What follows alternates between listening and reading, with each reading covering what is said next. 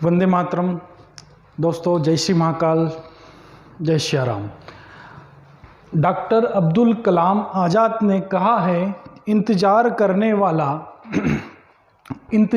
करने वाले को सिर्फ उतना ही मिलता है जितना कोशिश करने वाले छोड़ जाते हैं। तो आइए दोस्तों, हम सब मिलकर एक कोशिश करते हैं जो हमें करना चाहिए। जो हमारी आने वाली एग्ज़ाम है उसके लिए हमें प्रिपरेशन करना है या कोशिश करना है।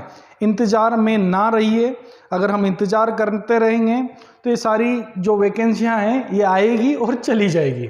तो आज का हमारा टॉपिक है दोस्तों, कृषि का परिचय। कृषि के बारे में हम जानने वाले हैं कि कृषि क्या है। एक जनरल एक टॉपिक है। कृषि खेती और वानिकी के माध्यम से खाद्य और अन्य सामान के उत्पादन से संबंधित है। जो खेती करने का जो हम खेती करते हैं वो है खाद्य पदार्थ से और अन्य सामान के उत्पादनों से। यानी कि जब हम खेती करते हैं तो इंसानों को या जीवों को खाने के लिए खाद्य पदार्थ की पूर्ति होती है और अन्य सामान की भी क्या होता है, उत्पादन हमको प्राप्त होता है। कृषि एक मुख्य विकास था जो सभ्यताओं के उदय का कारण बना। इसे इसमें पालतू जानवरों का पालन किया गया और फसलों को उगाया गया, जिससे अतिरिक्त खाद्य उत्पादन हुआ। मुख्य विकास था किसका? सभ्यताओं के उदय का। क्योंकि जब हम सभ्यता यानी कि हम एग्रीकल्चर की ओर जब बढ़ते गए तो पशुपालन हमने शुरू किया सबसे पहले, उसके बाद हमने फसल उत्पादन शुरू किया। तो इसलिए ये उगाया गया और अतिरिक्त खाद्य उत्पादन यानी कि खाद्य उत्पादन को बढ़ाने के लिए हमने ये किया। इसने अधिक घनी आबादी और स्तरीय समाज के विकास को सक्षम बनाया। क्योंकि घनी आबादी यानी कि जहां पर बहुत ज़्यादा मात्रा में जनसंख्या, जानते ही हम भारत जनसंख्या में दूसरे नंबर पर आता है, तो इतने घनी आबादी के क्षेत्र को क्या करा? सक्षम बनाया। किसने बनाया? एग्रीकल्चर ने। इसलिए क्योंकि हम बोलते हैं कि भारत एक कृषि प्रधान देश है, तो यहाँ की अधिकतर जनसंख्या कृषि पर निर्भर है। तो उन्हीं सभी जनसंख्याओं को इसने क्या बनाया? सक्षम बनाया। विकसित दुनिया में यह श्रेय जैविक खेती, उदाहरण यानी कि परमाकल्चर या कार्बनिक कृषि से लेकर गहन कृषि यानी कि उदाहरण प्रौद्योगिकी कृषि तक फैली है। तो ये जो विकसित दुनिया में यानी कि विकसित जो दुनिया है उसमें एग्रीकल्चर बहुत दूर तक फैला हुआ है। कहाँ तक भैया? जैविक खेती से लेकर प्रौद्योगिकी क्षेत्र तक भी क्या हुआ है? एग्रीकल्चर फैला हुआ है। तो इसी प्रकार से आगे देखते हैं हम कृषि का और आधुनिक यानी कि आधुनिक एग्रोनॉमी, पौधों में संकरण, कीटनाशकों को और उर्वरकों और तकनीकी सुधारों ने फसलों से होने वाली उत्पादन को तेजी से बढ़ाया। किसने बढ़ाया? कि जब हमने जैसे जैसे इंसानों के अंदर ज्ञान आता गया वैसे वैसे पौधों में संकरण की प्रक्रिया बढ़ाई, कीटनाशकों का उपयोग करना शुरू किया, उर्वरकों का उपयोग करना शुरू किया और नई नई तकनीकों की खोज शुरू की। उन खोज के साथ साथ हमने जो हमारा फसलों का या जितने भी खाद्य पदार्थ थे उनका उत्पादन हमने तेजी से बढ़ाया। साथ ही यह व्यापक रूप से परिस्थिति क्षति का कारण भी बना। पारिस्थितिक क्षति का कारण भी बना यानी कि हमें इसे कई प्रकार के नुकसान भी हुए और इसने मनुष्य के स्वास्थ्य पर प्रतिकूल प्रभाव भी डाला।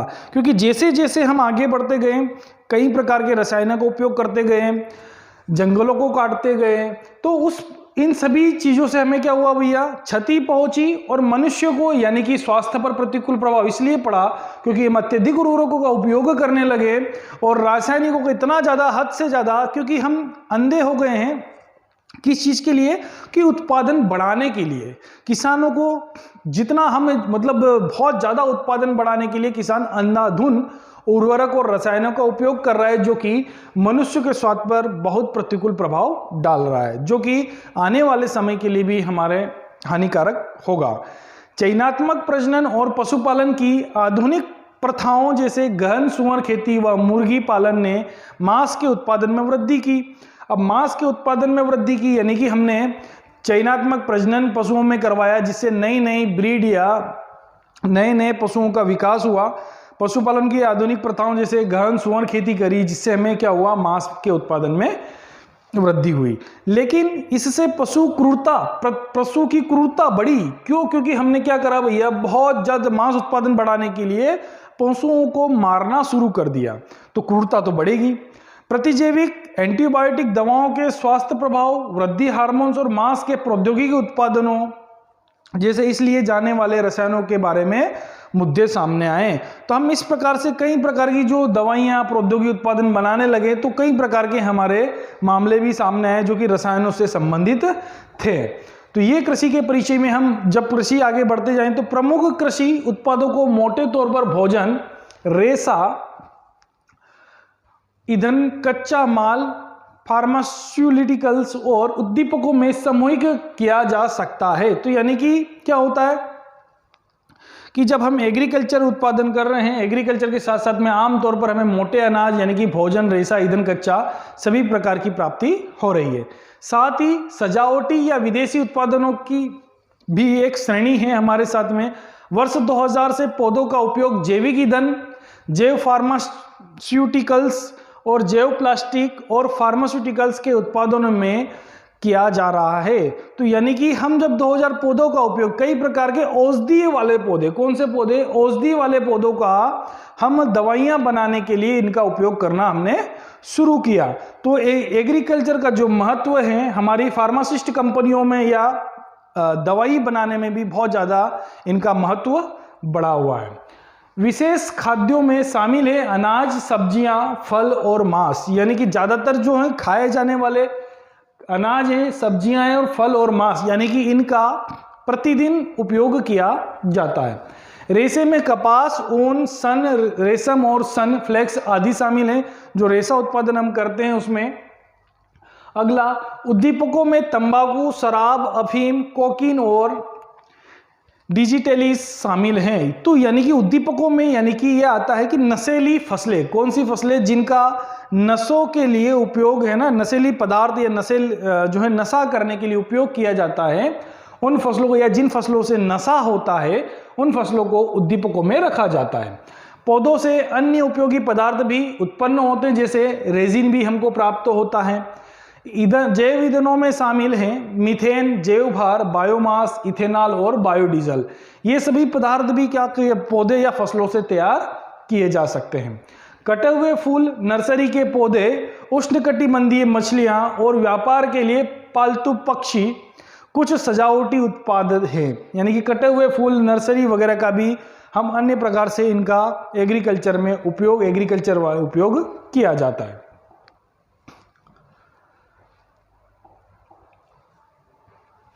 तो भारतीय कृषि, अब कृषि के बारे में हम देखते हैं कि भारत एक कृषि प्रधान देश है, ये तो हम बहुत पहले से जानते हैं।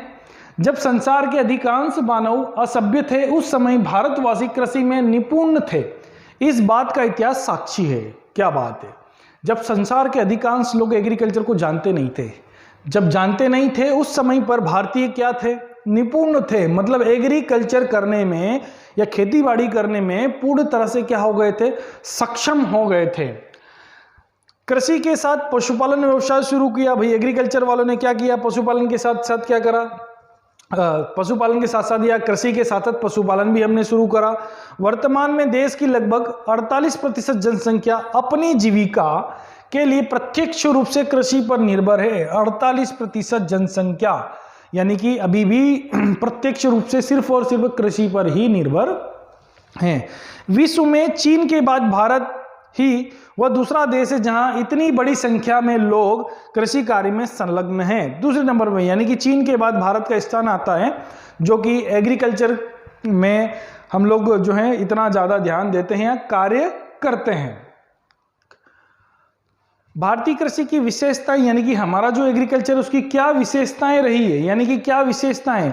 तो कृषि देश की 48% जनसंख्या की आजीविका का मुख्य साधन है, ये तो हम पढ़ चुके हैं। यह राष्ट्रीय आय का प्रमुख स्रोत भी है, राष्ट्रीय आय का प्रमुख स्रोत भी है। कुल राष्ट्रीय आय का लगभग 5वां हिस्सा कृषि से प्राप्त होता है। कितना हिस्सा? 5वां हिस्सा हम बाकी कृषि से प्राप्त होता है। उद्योगों को कच्चे माल की भरपूर आपूर्ति होती है। कच्चे माल यानी कि जो भी उद्योग होते हैं उनको कच्चे माल की पूर्ति कृषि करवाता है।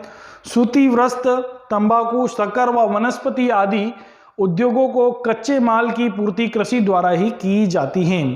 भैया जैसे सूती वस्त्र, कपड़े बनाने के लिए भी एग्रीकल्चर देता है है ना। पता है बीड़ी सिगरेट तंबाकू बनाने के लिए तंबाकू कृषि उपलब्ध कराता है ना। शक्कर वनस्पति ये सब जो है कृषि से ही प्राप्त होता है। हमारे यहाँ कृषि में श्रम की प्रधानता है। कृषि का अधिकांश कार्य किसान हाथ से ही करते हैं, क्योंकि भैया कृषि यानी कि एक मेहनत है। जब मेहनत करेंगे तो इसीलिए हम बोलते हैं श्रम का प्रधानता है। जब तक हम कृषि में किसी प्रकार का श्रम नहीं लगाएंगे तो हमें जो है अच्छे से फसल उत्पादन प्राप्त नहीं होता है। अन्य देशों की तुलना में हमारे यहाँ कृषि योग्य भूमि का क्षेत्रफल काफ़ी कम है। क्षेत्रफल की अगर बात करें तो क्षेत्रफल में हमारे यहाँ पर जो है काफ़ी कम है दूसरे देशों की तुलना में। भारत में पैदा की जाने वाली फसलों में चाय, जूट, तंबाकू, कपास, तिलहन व मसाले आदि के कारण कृषि का अंतर्राष्ट्रीय व्यापार में महत्वपूर्ण योगदान है। कौन से व्यापार में? अंतर्राष्ट्रीय, क्योंकि हम इनका उत्पादन बहुत ज़्यादा करते हैं और दूसरे देशों को क्या करते हैं, ये निर्यात किया जाता है। इससे भारत का अंतर्राष्ट्रीय महत्व बढ़ता है, क्योंकि वो लोग सिर्फ और सिर्फ डिपेंडेंट होते हैं हमारे देश पर। यानी कि अगर जब तक यानी कि चाय नहीं पिएंगे, जब तक भारत से चाय उनको नहीं मिलेगी तो वो इतने बड़े देश नहीं है कि वो खुद चाय उगाकर डिपेंडेंट हो जाए। तो वो किसके ऊपर डिपेंडेंट हैं? भारत के ऊपर ही डिपेंडेंट हैं। तो उन सभी को जो है अंतर्राष्ट्रीय महत्व, इसलिए हमारे इन सभी फसलों को अंतर्राष्ट्रीय महत्व दिया जाता है। भारतीय कृषि का महत्व हम समझते हैं कि भारतीय कृषि में महत्व यानी कि भारतीय कृषि रोजगार उपलब्ध कराती है। क्या उपलब्ध कराती है भैया? रोजगार उपलब्ध कराती है। अभी हमने पढ़ा, क्योंकि 50% लोग तो अपना पेट भरण पोषण कृषि से ही करते हैं। प्रौद्योगिक विकास के लिए यानी कि जितने भी बड़ी बड़ी इंडस्ट्रियां चलती है उनको विकास के लिए भी एग्रीकल्चर का महत्व होता है। खाद्यान्न आपूर्ति, भैया खाद्यान्न आपूर्ति का मतलब यानी कि जब तक खेती से किसी प्रकार का कोई खाद्यान्न नहीं प्राप्त होगा तो कोई व्यक्ति भोजन नहीं कर पाएगा। तो इसलिए खाद्यान्न पूर्ति के लिए एग्रीकल्चर करना बहुत ज़्यादा जरूरी होता है। भारतीय विदेशी व्यापार में कृषि का महत्व, क्योंकि अभी हमने पढ़ा, क्योंकि हम बहुत ज़्यादा मात्रा में क्या करते हैं, निर्यात किया जाता है। सेवा क्षेत्र में कृषि का महत्व, सेवा क्षेत्र में यानी कि किसानों को कई प्रकार के हमारे गवर्नमेंट सेक्टर्स हैं जो कि क्या करते हैं, कृषि पर सेवाएं देते हैं, कृषि क्षेत्र में सेवाओं का हमारा काम करते हैं। तो उस पर भी जो है कृषि का महत्व बहुत बड़ा हुआ होता है।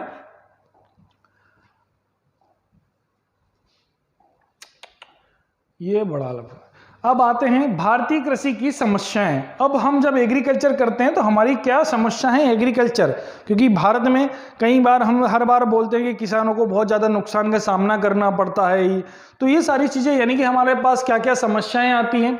तो कृषि की वर्षा पर निर्भरता, कृषि की वर्षा पर निर्भरता, क्योंकि हमारी जितनी भी फसल है, जितने भी सीजन है, जब जब हम फसलों को लगाएंगे तो ये सारी जो होती है हम सिर्फ और सिर्फ वर्षा पर ही निर्भर होते हैं कि बारिश होगी और हम अगली फसलों की क्या करेंगे, बुआई करेंगे। जोतों का छोटा आकार, यानी कि हमारे यहाँ पर जो किसान हैं वो बहुत छोटे छोटे क्षेत्रफल वाले किसान हैं। किसी के पास 1 हेक्टेयर 2 हेक्टेयर जमीन है तो इतना ज़्यादा वो उत्पादन नहीं कर पाते और लाभ नहीं कमा पाते। प्रति हेक्टेयर कम उत्पादन, यानी कि हमारे यहाँ पर जितनी वेराइटियां यहाँ हमारे यहाँ की जो भूमियां हैं उनमें प्रति हेक्टेयर उत्पादन जो होता है वो कम प्राप्त होता है। मिट्टी की कम उत्पादन क्षमता, यानी कि जो मिट्टी होती है उसकी उर्वरक क्षमता कम होने के कारण भी किसान को सही से उत्पादन नहीं मिल पाता।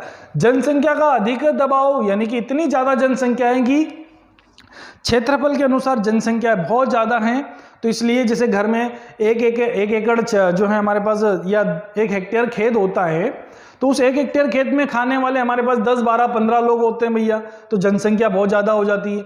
रूढ़िवादी किसान, यानी कि पुराने जो हैं तरीके से खेती करते आ रहे हैं, आज भी कई प्रकार के देश हैं और हमारे राज्य हैं जो कि अभी भी आज रूढ़िवादी खेती करते आ रहे हैं, वो नई नई तकनीकों का उनको अभी तक भी ज्ञान नहीं है। सिंचाई की असुविधाओं का कारण, यानी कि पूरे भारत में सिंचाई का सुविधा उपलब्ध नहीं होने के कारण उन्नत बीज एवं उर्वरकों का अभाव, जो उन्नत बीज यानी कि ज़्यादा से कम क्षेत्रफल में कम समय में अधिक उत्पादन करने वाले बीजों का अभाव हमारे यहाँ पर है। सड़क तथा बिजली पर्याप्त मात्रा में किसानों को नहीं मिल पाती है। जागरूकता, सबसे बड़ी चीज़ होती है जागरूकता की कमी, यानी कि किसान अभी भी जागरूक नहीं हुआ है कि उन्नत जो है बीजों का उपयोग करके, नई नई तकनीकों का उपयोग करके, हाँ कुछ क्षेत्रों में बड़े हुए हैं, बड़े जो राज्य हैं जहाँ पर अधिकतर ध्यान दिया गया है, उत्तर प्रदेश, पंजाब, मध्य प्रदेश, महाराष्ट्र, गुजरात, इन क्षेत्रों में अगर देखा जाए तो उन्नत जो है किसान जागरूक हुए हैं। फसल बीमा तक पर्याप्त पहुंच ना होना, यानी कि क्या होता है कि हम किसी भी प्रकार से किसान अधिकतर फसलों का बीमा नहीं करवाती है, क्योंकि फसल बीमा अगर हम करवा लेते हैं तो कई प्रकार से कुछ कंपनियां फ्रॉड भी होती हैं फसल बीमा में, तो वो भी किसानों को क्या करती है, नुकसान पहुंच जाता है। तो भारतीय कृषि विकास की समस्याएं, इतनी सारी समस्याएं हमारे साथ होती हैं, इसलिए हम थोड़ा एग्रीकल्चर या फसल उत्पादन से कतराते हैं कि यार ये सा है, फलाना ढिमका, बहुत सारी बातें हमारे सामने आती हैं। आगे हम देखते हैं कुछ महत्वपूर्ण तथ्य जो कि हम एग्रीकल्चर में जानते हैं कि देश की कुल श्रम शक्ति का लगभग 48%, ये तो हम पढ़ चुके हैं, भाग कृषि और इससे संबंधित उद्योग और धंधों से अपनी आजीविका चलाते हैं। विश्व में चावल उत्पादन में चीन के बाद भारत का दूसरा स्थान है। चावल उत्पादन में, याद रखना, चावल उत्पादन में चीन के बाद दूसरा स्थान है। भारत में खाद्यान्नों के अंतर्गत आने वाले कुल क्षेत्र के करीब 47% भाग पर चावल की खेती की जाती है। विश्व में गेहूं उत्पादन में चीन के बाद भारत का दूसरा स्थान आता है। दोनों में, गेहूं और चावल दोनों में स्थान भारत का दूसरा है। देश की कुल कृषि योग्य जमीन के लगभग 15% भाग पर गेहूं की खेती की जाती है। 15% भाग पर लगभग क्या की जाती है, गेहूं की खेती की जाती है। देश में गेहूं के उत्पादन में उत्तर प्रदेश का प्रथम स्थान है, जबकि प्रति हेक्टेयर उत्पादन में पंजाब का, यानी कि जो है उत्पादन जो करता है सबसे ज्यादा उत्तर प्रदेश करता है और प्रति हेक्टेयर जो उत्पादन मिलता है वो पंजाब में होता है। हरित क्रांति का सबसे अधिक प्रभाव गेहूं और चावल की फसल पर पड़ा हुआ है, ये हम सब जानते हैं। कृषि पर पड़ा, परंतु चावल की तुलना में गेहूं उत्पादन में अधिक वृद्धि हुई। गेहूं उत्पादन को ज्यादातर हमने बढ़ाया। भारत में हरित क्रांति लाने का श्रेय किसको जाता है भैया, डॉक्टर एमएस स्वामीनाथन को। किसके जाता है, डॉक्टर एमएस स्वामीनाथन को। भारत में हरित क्रांति की शुरुआत 1965 में हुई, याद रखना। प्रथम हरित क्रांति के बाद 83-84 में डबल से हरित क्रांति की शुरुआत हुई, जिससे अधिक अनाज उत्पादन, निवेश और किसानों को दी जाने वाली सेवाओं का विस्तार हुआ। तिलहन प्रौद्योगिकी मिशन की स्थापना 1986 में की गई। पोटेशियम फर्टिलाइजर पूरी तरह से आयात किया जाता है, याद रखना, पोटेशियम फर्टिलाइजर पूरी तरह से क्या किया जाता है, आयात किया जाता है, यानी कि हमारे देश में नहीं बनाया जाता। आम, केला, चीकू, खट्टी नींबू, नारियल, काली मिर्च, हल्दी के उत्पादन में भारत का प्रथम स्थान है, अभी हम पढ़ चुके हैं। फूलों और सब्जियों के उत्पादन में भारत का स्थान दुनिया में दूसरा है, यानी कि हम दूसरे फलों और सब्जियों के उत्पादन में हम दूसरे स्थान पर आते हैं। तो इन सभी जानकारी, यानी कि एक जनरल जानकारी थी हमारे एग्रीकल्चर के लिए कि हम इन बातों को समझें, है ना। तो अब आगे के टॉपिक में, यानी कि एग्रीकल्चर में और भी गहराई से हम जाने के लिए, और भी परिचय करने के लिए हम अगले जो है हमारे लेक्चर में समझेंगे। भैया चैनल को अगर अच्छे से कुछ थोड़ा बहुत भी समझ में आ रहा है तो चैनल को लाइक करिए, सब्सक्राइब करिए और बेल आइकन दबाइए, जिससे कि आने वाले सभी वीडियो का नोटिफिकेशन आप तक पहुंचे। एम इंस्टीट्यूट उज्जैन के द्वारा 11th and 12th agriculture school सहित एडमिशन दिया जाता है। उसके साथ पीएटी, आईसीआर और बीएचयू की भी तैयारी बहुत अच्छे से कराई जाती है। साथ ही बीएससी एग्रीकल्चर में एडमिशन जो है यहाँ पर हम ले सकते हैं। कम से कम फीस में छात्रों को बीएससी एग्रीकल्चर में यहाँ पर एडमिशन मिलते हैं। Thank you very much. Vande Mataram.